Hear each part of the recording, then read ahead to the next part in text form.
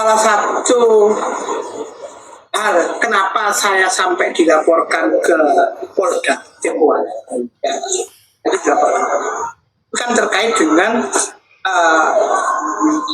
soal Bunyai Zakir.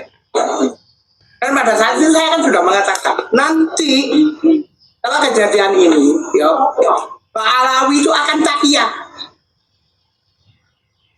dalam arti akan DPDP nyamar DPDP akan menghadiri hallnya Roma Yai Hamid.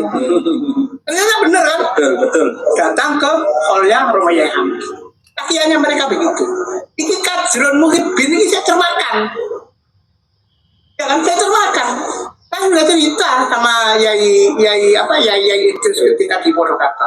Yai kalau sampun dilaporkan tadi tenggene Polda, dan saya memenangkan itu Yai. Iya. Saya memenangkan laporan itu lah ya, mutlak Yai. Iya. Aku menang mutlak loh yo. Laporan mereka nang Polda loh yo. Kan saya tidak pernah membahas ini, seiki aku bahas ya. Bagaimana bela-belanya aku nggak akan cerita bagaimana saya dilaporkan ke Polda itu. Ke Polda Reskrim Sus ya. Tiber Polda Jatim. Oh ngeri ya mean deh, orang asli ngeri.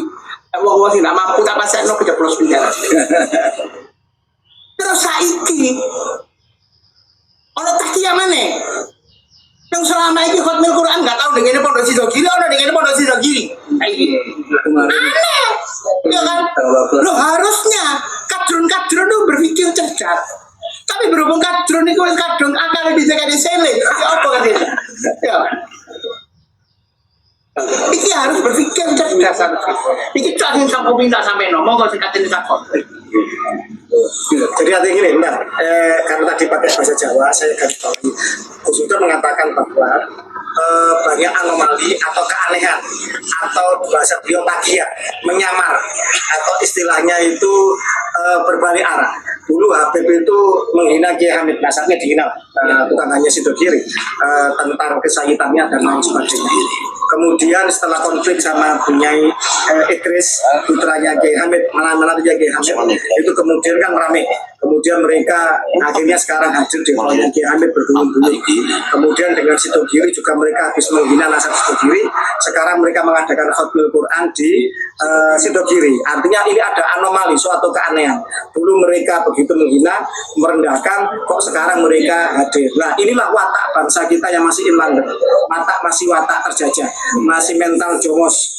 Jadi kita itu kalau dirangkul oleh orang asing, orang yang bangsa lain, disanjung-sanjung, kita itu sudah sudah lupa diri, sudah jatuh. Katanya orang Jawa kalau dipangku itu mati. Nah ini jangan. Si siapa namanya Kertanegara itu Mongol macam-macam diiris kupingnya kan begitu. Nah, Sultan Agung juga begitu. Itu VOC waktu itu mau ngasih upeti yang sangat besar. Tapi Sultan Agung memilih untuk memerangi VOC di Batavia kan begitu. Tapi karena nggak bersatu ada pengkhianat, akhirnya gagal karena lumbung di Mataram di Batavia. Nah, ini yang terjadi. Maka sebaik apapun mereka, ini kamuflase, apa istilahnya itu musang berbulu domba. Kita harus waspada. Sebaik apapun Habib, siapapun, hubungannya apapun, orang tua, angkat kayak sahabat, misan, besan, mertua, istri, ada yang istrinya pahala misalnya. Siapapun mereka, selama mereka tidak mau jujur bahwa mereka bukan cucu Nabi, mereka masih ngeyel dengan data palsunya, dengan pengakuan sesatnya, dengan isbat hampanya yang tidak ada, mereka masih ngaku cucu Nabi, maka jangan dipercaya. Karena apa? Sebaik apapun mereka, seandainya mereka baik sekalipun ya sekarang, nanti anak cucunya akan mulai kejahatan yang sama. Karena apa? Pengakuan cucu Nabi tadi itu berbahaya ini bisa merembet kemana-mana. Jadi ada suatu hidden razor, itu suatu epistemologi dalam filsafat, suatu pengakuan yang tanpa bukti maka bisa disanggah tanpa bukti. Mereka kan tanpa bukti mengaku cucu Nabi. Sudah mengaku cucunya Sunan Gunung Jati ketiga, Sunan Gunung Jati ketiga menantunya Sunan Gunung Jati kedua Sarudah Tua. Ada buktinya? Ada. Yang lokal apa? Manuskrip Mancengan sama manuskrip Purwokerto. Nah, ini manuskrip ini berdiri sendiri tidak nyambung nggak dengan Ahlul Balad di Cirebon, Banten sana? Oh nyambung. Nah ini setelah ini nyambung nggak data ini dengan internasional, nyambung timelinenya, lini masanya, nama-namanya dan kronologi sejarah yang nyambung. Karena nyambung kemudian beliau mendapat isbat internasional. Sekarang tanya Habib, di mana isbat mereka selain di Jakarta? Nggak ada, di sana sendiri di Jakarta. Yaman ya Pak. Nggak ada, orang Yaman sendiri juga nggak tahu kok ngakui mereka itu orangnya ahli bohong, ahli hurufat, mereka penipu pendusta. Itu ada itu kopi. Berarti wali Habib Umar Hafid yo. Iku isbatnya di Yaman apa di Jakarta? Umar bin Hafid itu isbat nasabnya di Jakarta. Lucu, orang Yaman isbatnya di Jakarta. Leluhurnya orang Jakarta, Pak. Nabi orang Jakarta, Pak. Kusik ya. Iya, silakan. Yang saya itu muskil nangati, yo muskil. Ya. Loro orang. Aku salah satunya diceritani kegiatan khotbah Quran di situ kiri. Iya.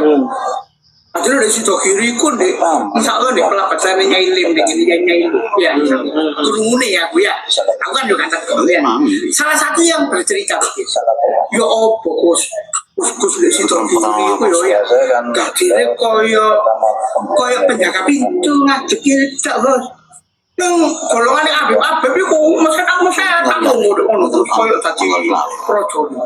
Agus situ kiri ku meneng ini tak koyo apa ngono modele Gus. Kayak budak. Enggak tega ngono Gus. Kok nak duwe peranan bahwa saya itu tuan rumah harus begini harus begini.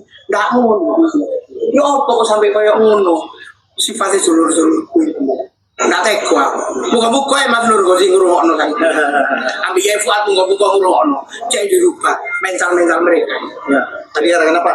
Mental budak, mental inlander atau inferiority complex, mental rendah diri. Nah, ini yang harus dihapus oleh kita.